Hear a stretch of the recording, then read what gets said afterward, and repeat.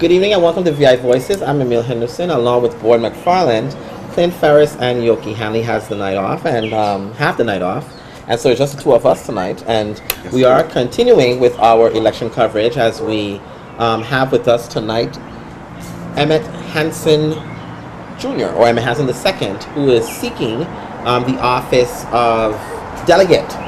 It's a party nomination for office of delegate, and so he's with us tonight, and we'll be asking him a series of questions that will hopefully inform you that you're able to make an informed decision on whether or not he is the right candidate for you, right? Yes, but sir. We will begin tonight, as we begin every night, with our hot topics, and first beginning with rumble and showdown in the legislature. Yesterday, the Committee on Homeland Security had a hearing and to deal with the issue of whether or not to include and require that individuals or private citizens who are seeking to get a firearms license, whether or not they should in fact have to go through a psychological analysis or psychological testing.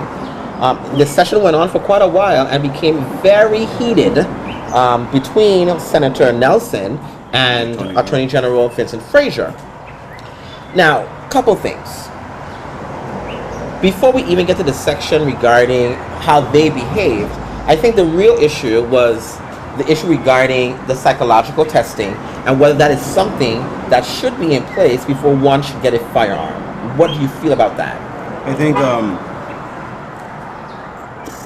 how do I feel about that? I mean, I have both minds regarding the issue, and I feel that way because on one hand, I could see the reason why they would require some kind of psychological evaluation because of a bunch of people. You know, just last month was Mental Health Month. We had a guest here and she spoke about 1 in 4 walking around with some kind of mental health issue. So I can understand the reason for psychological testing.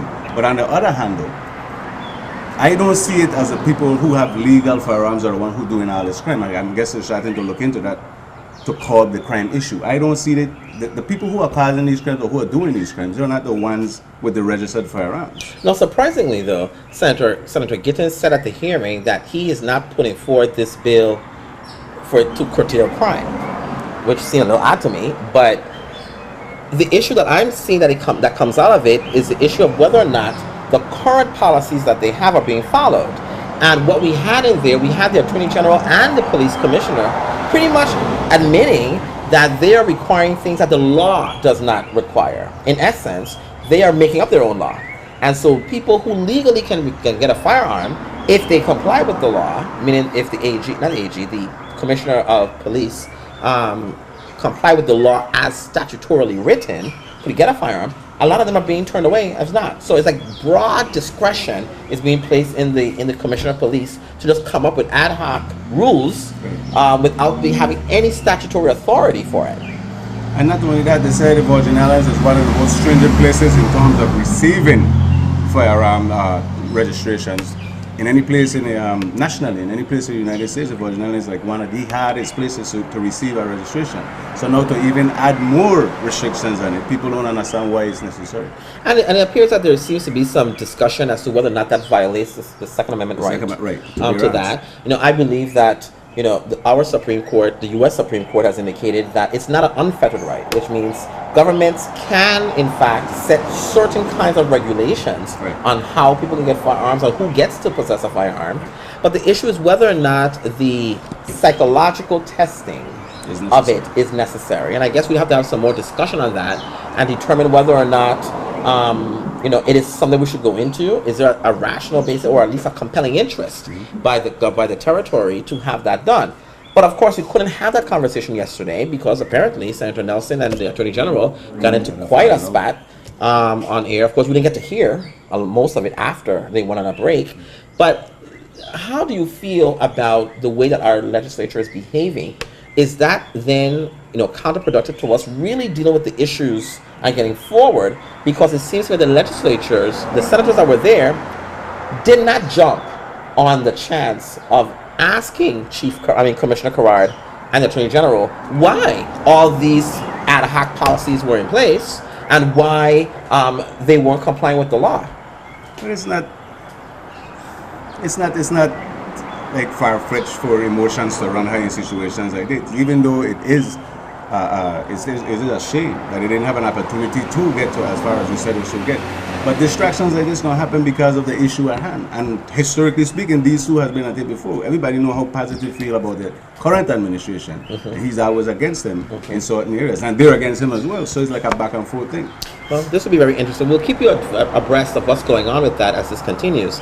Last week we spoke about Soraya Diasi-Kaufelt and John Canegata and their bid for governor and lieutenant governor of the territory in the 2014 election, and the fact that they were thinking about filing a petition to challenge the fact that the supervisor of elections said that they were disqualified because they both couldn't run in different parties. Well, Soraya Diasi-Kaufelt and John Canegata did in fact file a petition with the court on Friday, and in fact today Judge Lewis heard the arguments. Now I was there.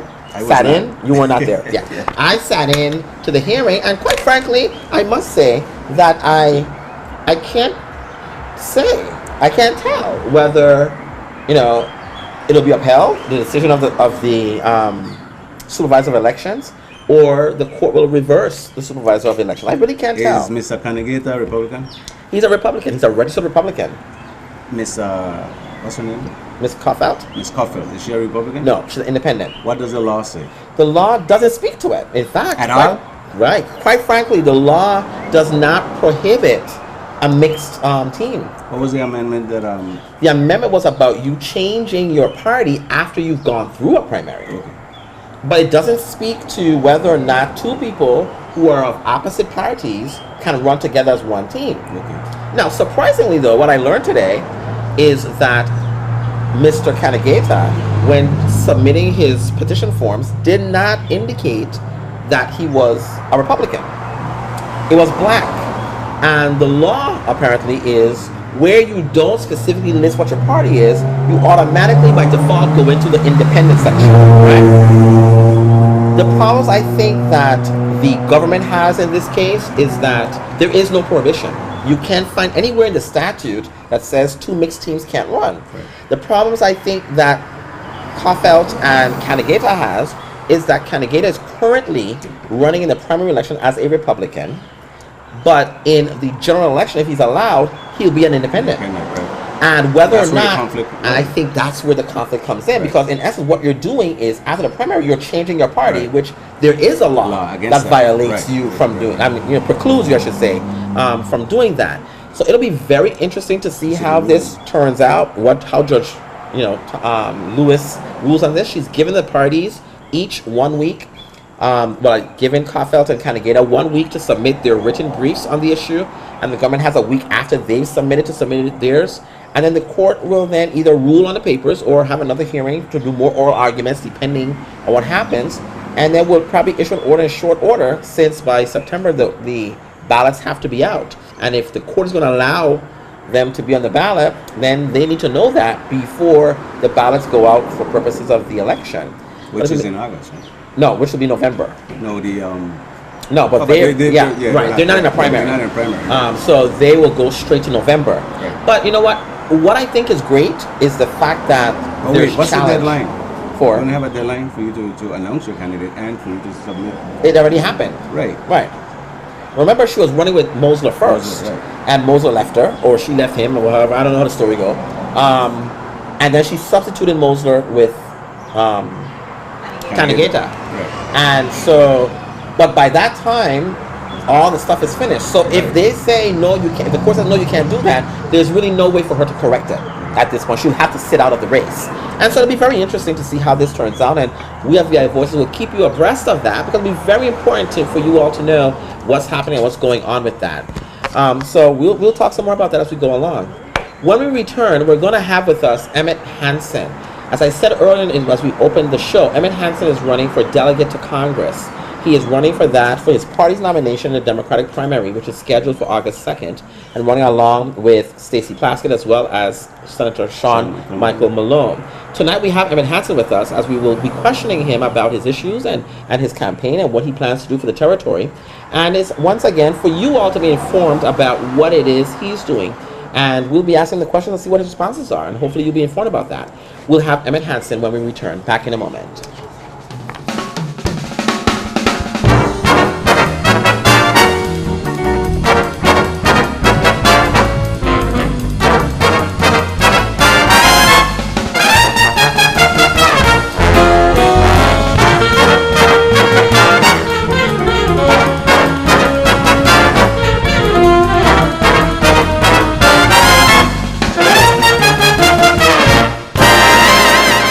Good evening and welcome back to VI Voices. We have with us Emmett Hansen the second or the third? Junior, how you want me to call you? Yeah, second. The second? Emmett Hansen the second. And as you know, Emmett is running for delegate to the United States Congress as our delegate from the Virgin Islands. Yes. And this is not something that is foreign to you. You have been in politics before. Yes. You've been a senator in the Virgin Islands before.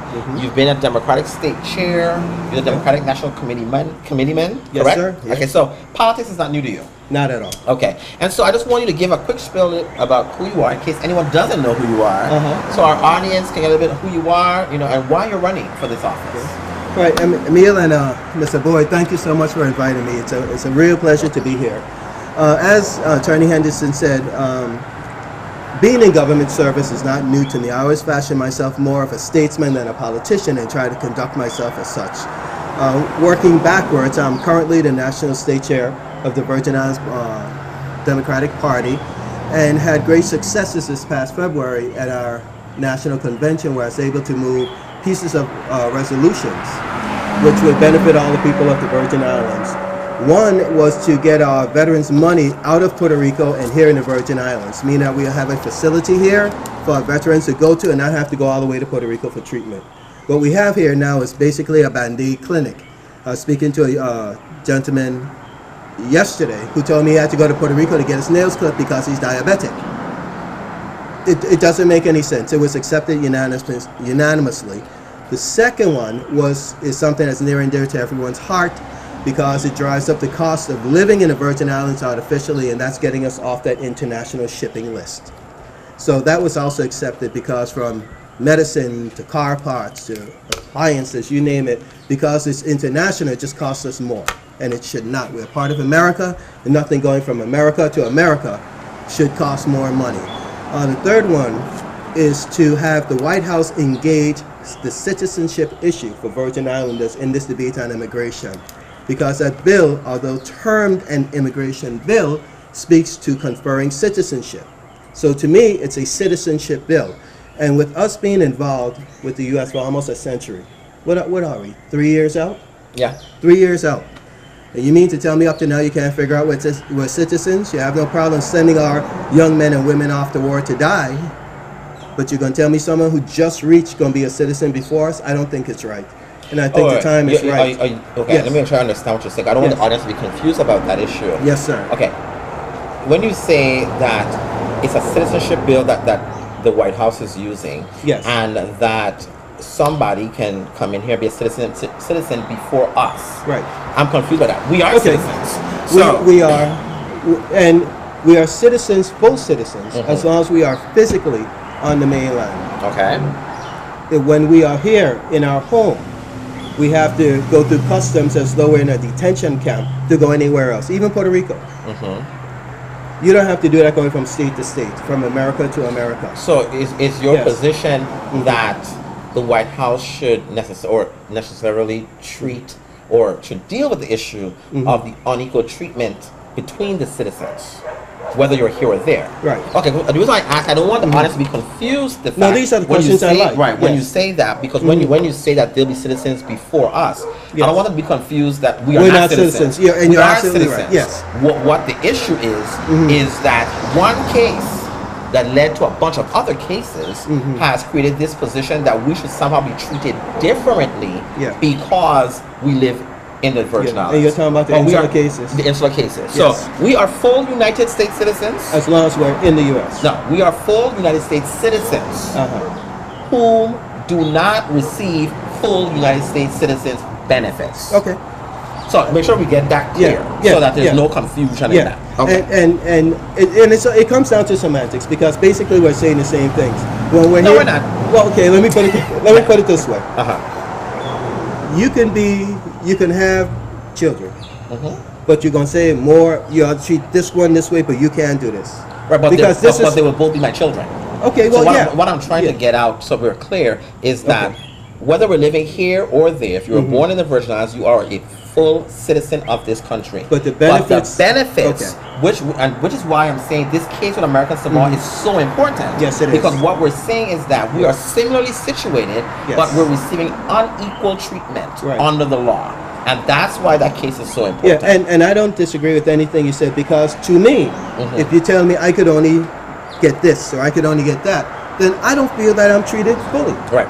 Well, I get that. So I get that. it's also not, but I know you feel the same way I feel about the lack of benefits. So when you were referencing Yes, sir. just coming here, Yes. and What I'm becoming a talking citizen, whom are you referring to? When you What said I'm just talking coming about here? is the EB-5 program where they're saying to persons who have a great deal of money, if you invest X amount, then we will give you a green card, which amounts to every single right that any other citizen should have. And I'm very, very upset about that, because I don't think that what we bled and sweated for should be for sale. I absolutely do not believe that. I think it's something that should be earned, not bought. I don't think. Now, when you talk about the E5 program, Right. let the audience know what you're talking about with the E5 program. It's a program that's recently come up with the federal government, where they're saying to persons, and it may extend to other people. The only person that I've ever heard referenced, and if you've heard anyone else, please inform me. A Chinese businessman. I haven't heard of it being offered to anyone else. Well, it's actually offered to anybody who Yeah. wants to. But what you're actually putting in the E5 program is a green card. Right, a green So card. it's really not citizenship in the sense of a born citizen. Right. Right. And it's for a time certain. Mhm. And what it really does is not that you're buying the green card, is that you are, by investing this money, they're speeding up the process for you. So you could possibly And you're still be jumping over denied, a whole and lot you're of jumping people. over a whole A lot of people. whole lot of people. So they're not Tens of thousands of people so they're are not jumping technically over. getting the same benefits that a born citizen would have. They're getting the green card status, but by putting in the money, you're getting the ability to jump ahead all of those who are waiting to And- get it faster. Well, and well, I don't know. I used to go to the Hungry House, and I know jumping in line was not a popular thing. Wait your turn. So for me, I think it's time, without levity aside, I think it's time where the issue of full benefits, because I really don't have any problem with that lexicon, but full benefits of citizenry should not depend on where my feet land in the morning. If And I'm in, I agree with you. So what's your position on status? my position is that, personally, when the last time it came, I think it was a sham, because we had things on the ballot that were not really available to us. But since you mentioned status, I believe that before we attempt to write a constitution that deals with us, we have to know what our status is. Because as a writer, the document must be written towards some defined goal. And if we have not defined that goal, then it's an exercise in futility. What we may as well do, look at the United States Constitution, scratch out state and put island, scratch out United States and put territory of the Virgin Islands, and we're done. Because then we're just copying something, because we have not determined who we want to be. And I think that in order for it to be successful, we must do that first. If there's a commonwealth, then we write it towards that. If there's free association, then we write it towards What's that. your position on that? I like free association. Okay. At the time, that was my choice. Okay. Now, we did have some questions that came in to us prior to this event. One of the questions that were asked, Yes. and I think since we're talking about this right now, is what methods would you employ to achieve parity for Virgin Islanders as regarding the current dismal state of affairs, considering that disenfranchisement and discrimination on the federal level is legal in the eyes of the U.S. Congress? So in essence, what we've just been talking about, Yes. what are you going to employ, or what are you going to be your tactics to deal with, on the congressional level, Yes. with the way that your constituents here are treated in the United States and federally Emile, to bring parity? Emile, when you look at the brochure that I made available, what you'll see is that's one of my plans. That we're not looking to be special. I don't like these special designations. What we need, in my eyes, is to be put on parity. We need to be treated just like everybody else. If this is what's available, if you're physically in the States, then this is what we need. If we're Right. physically here in the Virgin But I think Islands. the question that they're asking is, how are you going to do Yeah, that? well, What are you going to the- employ for that? well, That so- we know. Yeah, well, I'm not sure if they do. I'm not sure if the Villanelles knows No. that What I'm that's- saying, we all know that we all need parity. Okay. We get all of that. But the Okay. question is, Well, what are you going to do Well, to get us to that level? What I've done in terms of getting these resolutions passed is getting the backing of the entire Democratic National Committee to buy into the fact, because you have to take it point by point by point. There's no magic bullet that's going to solve all of these things all at once. but you have to have a starting point. Mm-hmm. And the two things that I found, the three things, one is a citizenship, which is being discussed right now with Mr. Rudy Aguilar. I hope I haven't massacred his name, who's the director of policy for the DNC. Okay. And that's with the immigration/citizenship issue. We spoke up to yesterday. The shipping issue, because what it does is it unfairly and artificially drives up the cost of living here in the Virgin Islands, from everything, medicine, you name it. But it's a quality of life issue, because if your dollar isn't going as far as it should, then it becomes a bread and butter issue. Can I buy this or should I buy that? Do I buy medicine or do I buy food? It's a real heartbreaking situation that we're in terms of what we're going to do. The other one is for those persons who have served this country well, our veterans. My father died in a VA hospital in Puerto Rico, so this is not a casual, laughy type thing for me. It's something that I feel very strongly about, because there's no reason, and you have to remember, Virgin Islanders serve this country. Per capita, we send more people than anyone else. So this is something that should have been taken care of decades ago. But is that being reflected in the numbers that Congress looks at? Because I think one of the other questions that we have here that I think is a very good question is how are you going to deal as delegate with the formula, the population formula, for which funding is going to come to us? Because what happens is that because we don't have the kind of services here, we leave and we go to other places. We go to Florida, we go to Puerto Rico, we go to other places, and they claim our numbers. We don't claim our numbers. And so then Congress says, well, you don't have enough people, so you don't need that much money. So what can you do as delegate, or what do you intend to do, so that we can do a better formulaic calculation of our population, so that we can have the proper funding for us? I think I'm really going to enjoy being here, because that is one of the things I've been looking at, because when you do it, you're right. Numbers, because of where people are not reflected. I had the same situation when I spoke with Roy Bernardi when he was Assistant Secretary of HUD, and when I did the home ownership plan, I was talking about the number of homes that we needed, which was 2,500 over 500 years. Because of the same thing you said, because we only have not even a satellite office here at the time. Remember, the federal government considers us a suburb of Puerto Rico, for all intents and purposes, because the federal offices are in Puerto Rico. So they rely on their numbers and not ours. So what will you do? What we need to do, not let them rely on those numbers for us to have our own thing. It has to be separated, because there's also a formula. For every formula, there's another formula, because they tell you can do it this way, you can do it that way. Emile, a lot of it comes down to educating our people that when they get the call and people are trying to do these surveys, that they must participate, but they have to be told why. It's not just somebody minding their business, because I've been the PR person for the census for the last 2. And what I've grown to realize is that we do not do a good job of telling people how to help themselves. We just don't.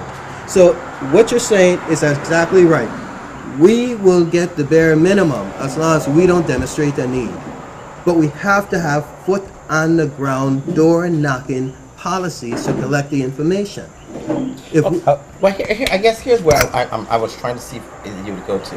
When I asked what you would do, I thought I was going to hear that there would be some kind of policy legislation that dictates, or that you would try to pass, where irrespective of where someone from the Virgin Islands leaves to go, if they say, I'm a resident of the Virgin Islands, then that place where they go to must notice them or list them as a resident of the Virgin Islands, and cannot use them in their numbers, which means if they go to Omaha for treatment, then they would still, even though they're there, they will still be treated for numbers as coming or being in the Virgin Islands. Let me tell you why I didn't say it that way.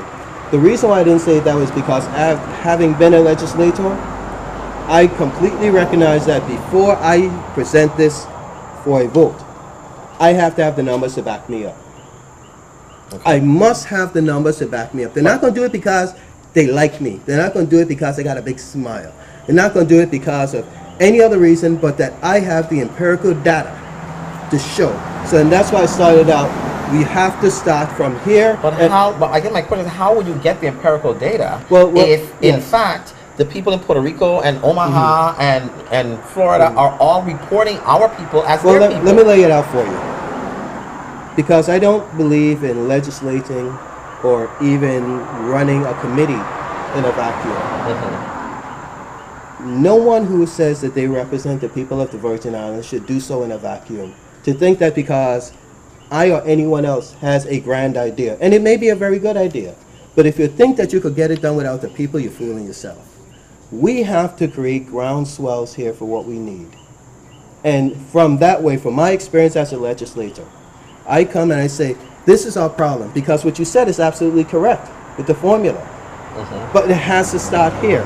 I can't go and tell the entire Congress that we need to change this because I say so. We must have a groundswell here in the Virgin Islands. In that position or any other leadership position, you must engage your people to let them know what you're trying to do for them and why.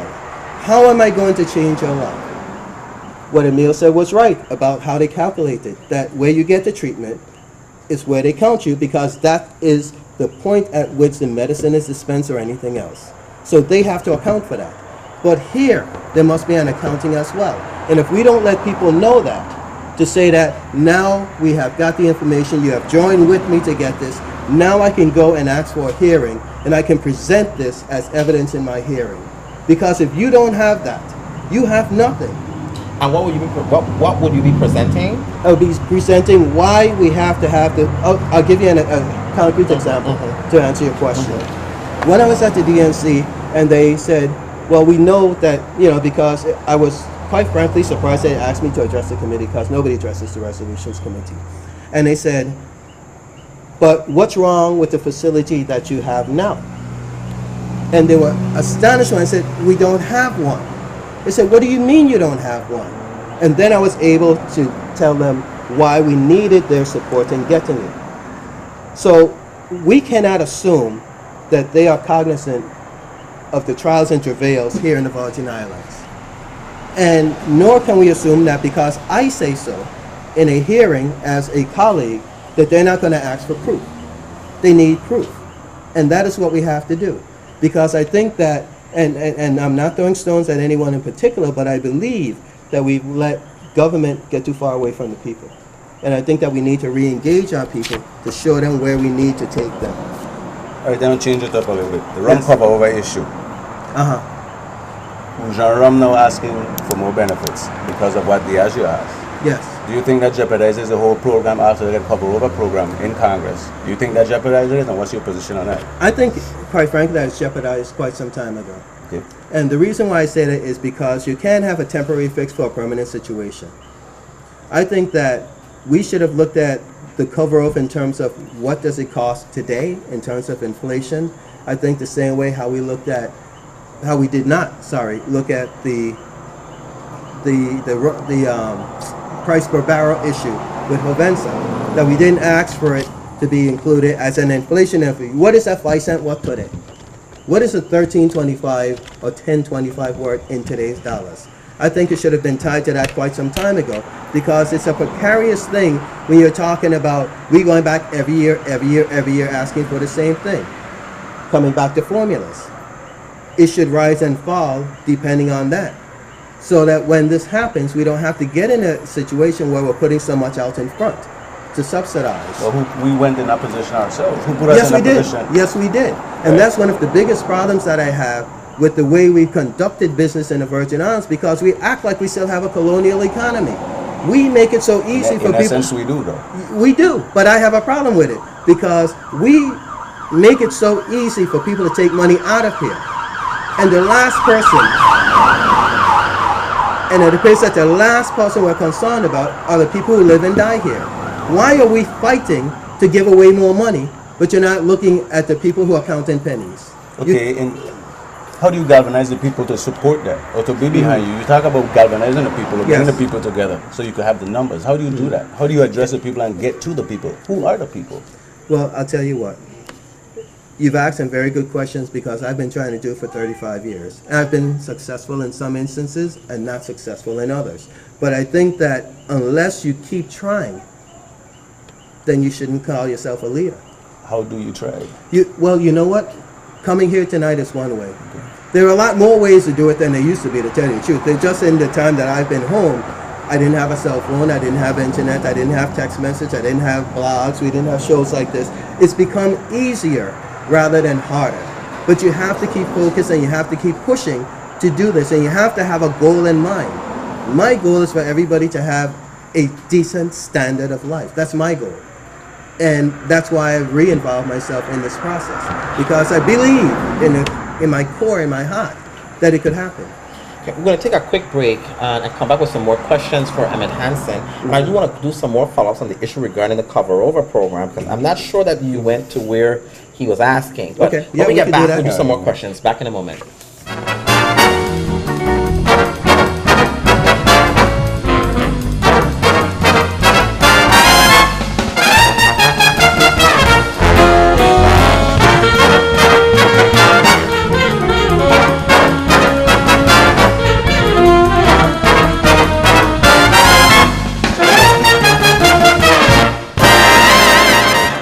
And welcome back. We have with us Emmett Hansen. We've been asking quite a few questions before the break, and we'll continue to do that. Boy had asked you previously on the break. Jeopardizing the rum cover-over program. Correct. So being jeopardized. Do you It think is, that it is being jeopardized, and let me speak directly to that. I'm sorry, did I cut in on your question? Go ahead. No, I want to make sure I answer. You're fine. Okay. All right. The rum cover-over program was never designed to give away the money we get back from the federal government. I think it was a poor decision. Say that one more time. The federal program with the rum cover-over, whereas the rum produced in bulk sold it in the U.S. and then we get a portion of it, Yes. was never designed for that money to go to anyone else but the people of the Virgin Islands. Correct. So, in that, if I were the federal government, hold your pest on my Maybe he's concerned about your response. Maybe. Yeah. If I were the federal government, I would be concerned if I knew that the money I sent to you to help your people enjoy a better quality of life was being given to a foreign corporation. And I cannot say that if I'm Cruiser Rum, who's been here all the time, and I see them getting, I'm not going to come to the table for mine too. It is only human nature, and it only makes good business sense. Personally, I believe that decision must be revisited. Or I believe that persons will prevail in ending the program. That's what I see happening down the pike. It's like you and I having a child, you get them their allowance, they come back the next day. But what'd you do? I give it to Susie. Why should I give you more? You like to give away money, sir? I don't see any difference between that and what we did with the rum cover-over program. I think it was a bad decision. Okay. I think it's going to cost us dearly. It's already costing us. Yes, it is. Now, Yes, one of the things that has been in the news lately that has created a lot of discussion is this issue regarding the RT Park versus the EDA. Yes. And the benefits that were given to these corporations and how VINGN plays a role into that and all these other things. What is your position in regards to this issue between what has occurred with RT Park and the EDC? Quite frankly, the entire issue dismays me greatly, because I see a lot of effort going into who's going to give away more. I don't see the same passion, I don't see the same emphasis going into what's going to be done for the people of the Virgin Islands who need assistance now to get further down the road or further up the mountain. I am, quite frankly, highly dismayed that so much attention is being argued, because the argument is who's going to give away more to someone who comes in. And I don't get that at the crossroads that we are. Well, I'm not sure that's the argument. Well, I guess let me ask it this way then. What is your position on the Malone Amendment? Let's get it out. Yeah. So I'm not sure that it's an issue or argument as to who's going to give more. Well, what is your position on the Malone Amendment, or what has been termed as the Malone Amendment? I was just about to say that. My position is you're going to get pretty much the same answer from me, because I don't think that's where we need our attentions to go right now. What a lot of people aren't looking at is that the RT Park and EDC have an amendment between them. They can figure this out. I do not see where. What can they figure out? They can figure out who interacts where, because this is where they're saying, the RT Park is saying, you have some people saying this opens it up. Okay, here's where I look at. They're saying this opens it up for more people to come in. Now, at the end of the day, as a legislator, one of the primary things that you have to look at if you're a legislator here or anywhere else is revenue for the territory. Right. Why are you arguing over giving away more? I have not seen the value in this whole 90% thing. I have not seen it, and nobody's going to tell me that it's better to take away 16% over 2 years from people who work hours for dollars and still continue to give away 90%. That equation to me is painful, that we are arguing over, well, this one can do this and this one can do that, because you're talking about elephants stomping grass. But but that's what I'm getting confused what you're saying. Isn't the issue that under the bill regarding what created the RT Park, it was designed to have and to assist start-up businesses from the ground up locally. To build them, let them have their business, let them start up. They house their buildings and all this stuff at the RT Park, and they would in turn employ people from the Virgin Islands, right? Okay, no. That's not what it was for? No. Okay, but please tell me what it was for. When the RT Park was funded, I believe it was in the 25th legislature, it was to finally take advantage, along with the University of the Virgin Islands, and it was to have a closer relationship with the University of the Virgin Islands. Right. And what it was to do was to finally use the fiber optic cable that came up out to sea. But what it was supposed to do was attract persons who were going to hire more of our young people. And create businesses. It wasn't designed for businesses that were already in place. Well, I'll tell you what, the testimony that we got at the time was that we wanted persons like Netflix. I didn't even know what Netflix was there. Okay? So there's a difference when you're saying create businesses, because there's a level of investment. But while they would work with the university, that was the purpose, and the purpose of it was that they would house their businesses at the university, which is why we have that $13 million park thing where nobody's in it, right? Yes. Okay. Yes, and go ahead. Okay. Please. And so when the amendment comes, this is why I'm thinking that the issue isn't about who can give more money. The issue is the amendment comes forth, and it seems to me, based on my reading of the amendment and reading of the initial law, is that it seeks to ratify something that the RT Park people could not do but for the amendment, which was to give an already established company that had no real ties with the University of the Virgin Islands and wasn't even at the University of the Virgin Islands this tax break under the RTB Park. In addition to the change of the definition as to who can use it, which means I can be in Idaho, I can be Omaha, and as long as I was in the thread of what was used for that company, I could be considered someone to use the park and get the benefits of it. Yes. That's what I understand the amendment, based on how they wrote the amendment. That's exactly That's how the amendment would go forward. Not an issue of who gets to decide who will get it, but that you open it up so much that the basis or the catalyst of why you created the program pretty much have been stomped away, because anybody could come and do it now. And you may, I think that you've come at the point that I was discussing, and I may not have said as eloquently as I wanted to, but exactly what you said continues to be my problem. If we're talking about people in Idaho or anywhere else, what are you doing for us here? Because the money that they come in, we don't see. We don't eat from it. We don't build houses, don't raise children from it. That's my problem. So am I to gather that your answer is you do not support the Malone Amendment? I don't support the Malone Amendment, and nor do I support this 90% that we keep giving people. Oh, I agree with that. You know, so that's my thing. I completely agree with that. I don't see why, and my understanding is that most companies don't, they'll come here for less. And we're the ones who continue to push, and I know you have 90. So I agree with you that I don't think that all of that needs to be something to go for. So I definitely agree with that. Yeah, and I jumped ahead of it, and like I said, I probably didn't. When I get passionate about things, it doesn't come out as fully as I want. But that's exactly how I feel about it. We're giving away too much. I have a question here from one of the audience. They said, entering the race as a clear underdog is what they're saying. They're saying, would you say that your supporters are the silent majority who want to see the change in the Virgin Islands?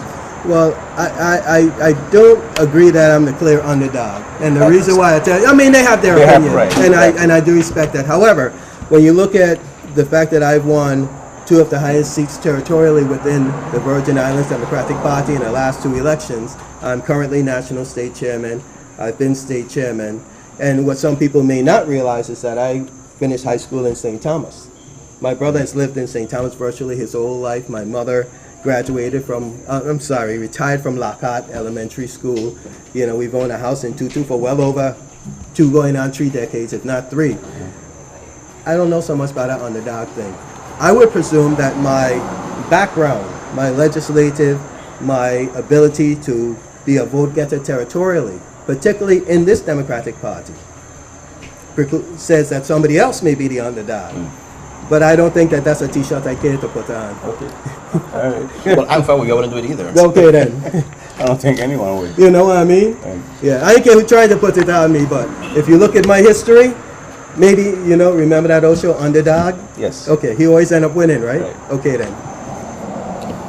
One of the big issues we have is the issue regarding our energy crisis. Yes. Crisis in this Yes. territory, and how we are disproportionately paying for energy than any other place. We're paying like 53 or 56 Yes. cents per kilowatt. Is that what it is? Yes. Compared to some people who are I think paying it's 53. substantially less than that. Yes. What avenues do you see that as delegate that you can do to see if we can somehow either have subsidies or whatever to reduce our energy costs here in the territory? I am so glad you asked me that. And I'm gonna leave the levity aside for a second, because this is something, like I said, if my father still had his business, he'd have had to shut the doors. When we got that ARA funding, it was squandered in my opinion, because that was the one opportunity we had, and we had sufficient funding to completely make WAPA anew. $220 million, I believe. We could have replaced all the plants. We could have relocated it from Richmond to South Shore here. And we could have done away with, I think, the Randolph Harley Center in St. Thomas and built a new plant. You can only be so efficient with antiquated equipment. It's like the old Sarah Palin lipstick on a pig thing. You can only do so much with that plant. My grandparents drew power from that plant, and they've been gone quite a while. You have the argument that the plant is efficient. The issue is the oil. It's as efficient as it can be for its age. That's like people telling you look good for your age. I mean, that's never a compliment to me. Some people like it. But if you're talking about a plant that was built in the 30s or 40s or whenever, it can only be as efficient as it can be.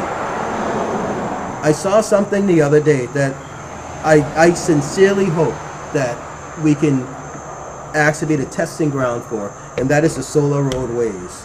Correct. Okay? I've looked at that with such interest, because I think that given the size of the Virgin Islands and the relatively easy terrain to deal with, that we should be after those people tooth and nail to come here and do anything within our power with the assistance of the Department of Commerce and Transportation to be the test site for that. That's what I think we should look at. Something that is forward-looking. Because, you know, here, it would solve 2 problems, energy and the roads. And those are 2 major issues right now. Now, our current delegate, who will not be running for re-election, but is running for governor of the territory, for many, many years have tried to create a CFO for the territory. Do you believe that that is something you should continue to carry forward when you go to, and if you are successful, to Washington? I do not. Okay, and why is that? My mindset is more towards bringing the government closer to the people. I would like to see us have municipalities. I think our people need to be able to have more say in what goes on. Here on St. Croix, we've had plan after plan after plan after plan. And in 2 and 4 year cycles, meaning senators and governors, they stayed on the shelf. Because we haven't had a municipality to say, this is the way we want to go in Frederickstead, or Charlotte Amalie, or St. John. I don't think that having a CFO will give us any more ability to govern ourselves. And that goes back to what I said earlier about engaging the people. I'm sorry, you want to ask something? But I'm thinking the CFO bill was more about keeping track of the government funds, because it was the allegation that there was no transparency and that we couldn't handle how we operated and used our funds. Right. So the question is whether or not you would have a CFO, still push for a CFO to come and pretty much like a comptroller and oversee all that we're doing with our funds. I'll tell you what. I remember I had a conversation once with a director of OMB, This is when I was over government operations in the 24th legislature, and this was one of the things that I was pushing for. And his thing to me was, how can I tell you when they're not telling me? Because remember, finance brings in the money. So he's like, how can I tell you when they're not telling me? When I get conflicting reports. I don't see how having someone who's a bean counter will stop that. How I do see it happen is if we break up this monolithic structure that we've had for so many decades, where one man is in charge, and pretty much the Virgin Isles waits with bated breath on the swing of his finger. I think that if we had smaller municipalities where you could say, okay, this is the money that is allocated to, from, let's say, Adventure to Sandy Point. That's your municipality. You elect your council, and you make sure things are done. I think that the transparency that you're looking for will be there because the government will be closer to the people. And I think the same thing will happen in St. John. When you're giving your budget, and people can see, did they fix the road? And it's right there. You don't have to go through no whole heap of Senate hearings or anything. You have a council right there. You know them and they know you. That's how we get accountability here. I don't think that exchanging one person for another person would bring that transparency because there's too many other people above them in the mix. Well, let me ask it this way. Do you see a difference between the CFO and the director of OMB? You know, actually, it depends on which incarnation of the legislation you look at because there have been several. Okay. And I'll be honest with you that... But if you were to envision having a CFO, would that person be exactly the same as the director of OMB? In your view? Yes and no. They become the same as the director of OMB once they get the information. But there's nothing in any incarnation of the bill that governs the sanctity of that information between when the money comes in and when you're given a report. Okay. And that's the missing link. Okay. One of the big issues that has been going on locally is this discussion, and if Yoki was here, she would ask this question, so she asked us to ask it. Is your position on the decriminalization or legalization of marijuana? Now, granted, you're going to Washington, D.C., and so your legislation is kind of governed federally, and the federal government has not decriminalized or legalized marijuana, but some states have, and they've decided not to go after those states. To the extent that that would happen here in the territory, what is your position on the decriminalization or the legalization of cannabis? The way I feel about it is, I'll say right now, I'm not a user, but I'm not offended by anybody. I don't think that they're going to hell if they do. But when we're making decisions such as that, my first question is, what is it going to do for us? Because it's a radical switch. So what is it that criminalizing or continued criminalization or decriminalization going to do for the Virgin Islands?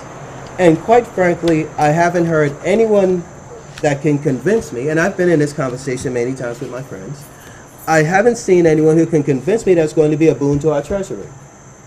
I believe that the demonization of it is overblown and unwarranted, because I don't think somebody should do a lot of time for a single joint. I think that's kind of hysterical.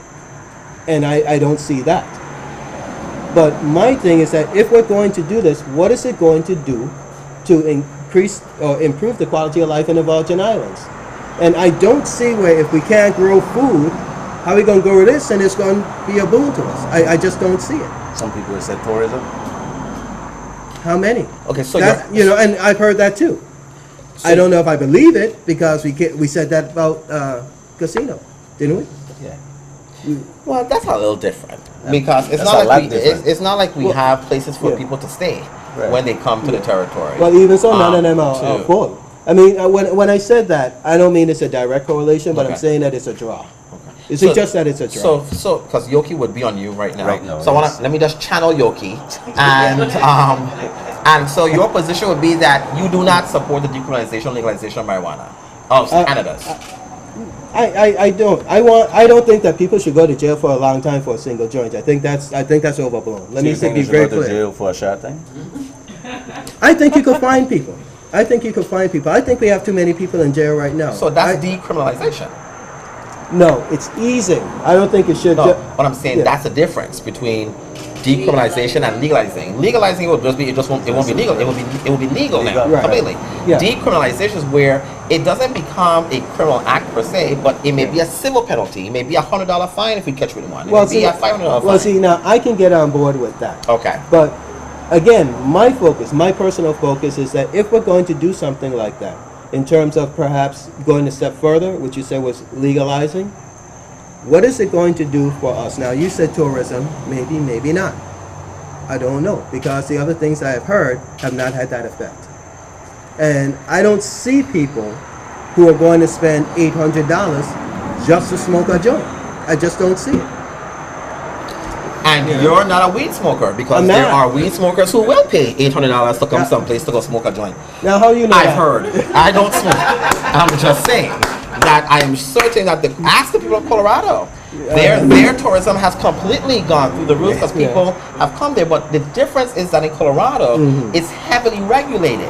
So it's not like it's just legalized and you come free, do whatever you want. Yeah. It is extremely regulated. You cannot leave the state with marijuana, nor can you bring into the state marijuana. Whatever you do, you have to use there. So what people are doing is, from what I understand from the reports, is that they're coming in to Colorado, they're staying and they're smoking, and when they're done, they pack up and then they leave. But they're spending money. But here's when the other they're thing. there. Here's the other thing.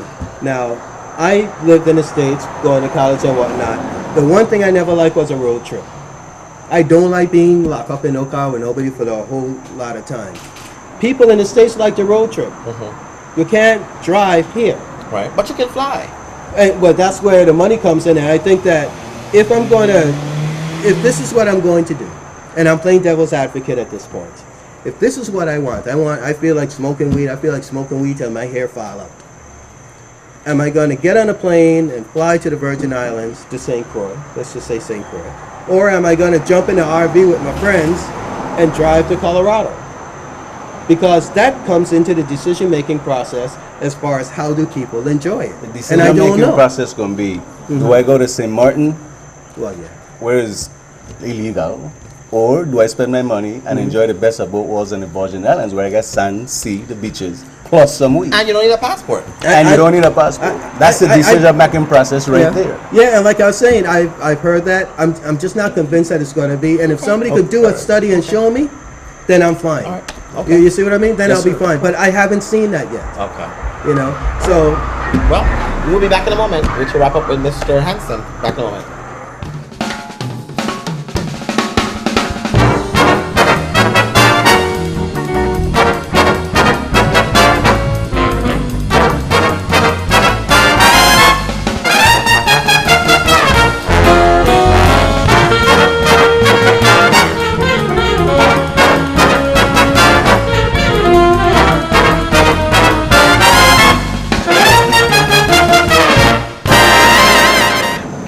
And welcome back. We have with us still Mr. Hansen. And before I let you wrap up, I want you to answer one quick question. Sure. And that's on the issue with the Affordable Care Act, Health Care Act, and the fact that there's some provisions of it that do not include the territory of the Virgin Islands. Yes. I mean, serious provisions, particularly one where the pre-existing conditions, they can still deny us, but if I went to Florida, they couldn't deny me there. Right. What are your stance on getting that, in check so that we as a territory can properly be placed in the healthcare system?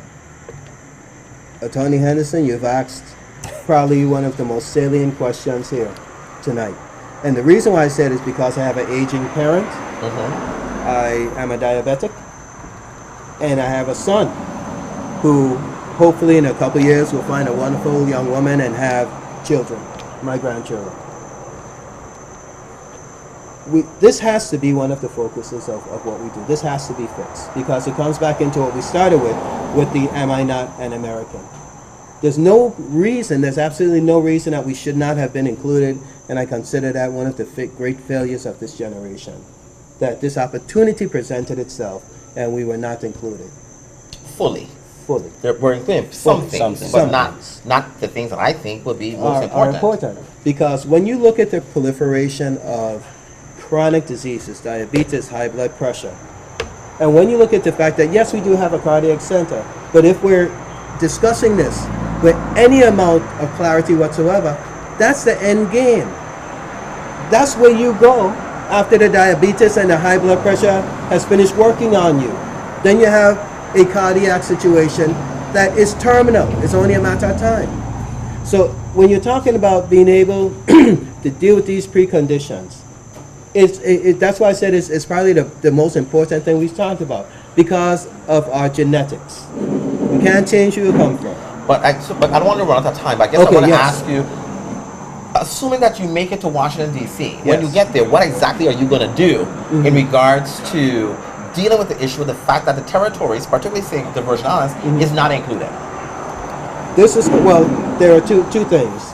And I've already started doing this in terms of getting with the other territories through the DNC. Okay. And so there's blanket agreement that it was a mistake. Okay. So we have passed that hurdle. Okay. Now it's getting the fix in, because as recently as February at the DNC meeting, it was admitted by the president that it is a work in progress. And I believe that it should be a work in progress. So it's not impossible for us to get in there, because the will is already there, the agreement is already there. It's now to freeze the correct legislation that will get us in and not cut us out of something else. If that was the president's response, I don't think I like that response. I'm not sure what is a work in progress. Either you're going to include us or you're not. And No, that wasn't what he was replying to. What he was replying to was that he admitted that there were flaws with it, and that is a work in progress, and that it continues to be perfected. That was a context in which it was said. It didn't make me feel any better. Let me be real honest about that. It didn't make me feel any better. But I was emboldened by the fact that he wasn't standing up there just defending it for defending its sake. All right. You see? Mr. Hansen, let the audience know where they can find you if they have more questions for you. And I believe you've picked your number already, so what is your number on the ballot I'm for primary? big number 3, my lucky number. And my son is the 3rd, so. Okay. Yeah, so. Okay. And so where can you be found? Yeah. We don't do gang signs on the show. Where can you be found if they have more questions for you? You can find me on my website, www.emmetthansen.info, not .com, not .gov, .info. And also you can find us on Facebook on the Committee to Elect Emmett Hansen.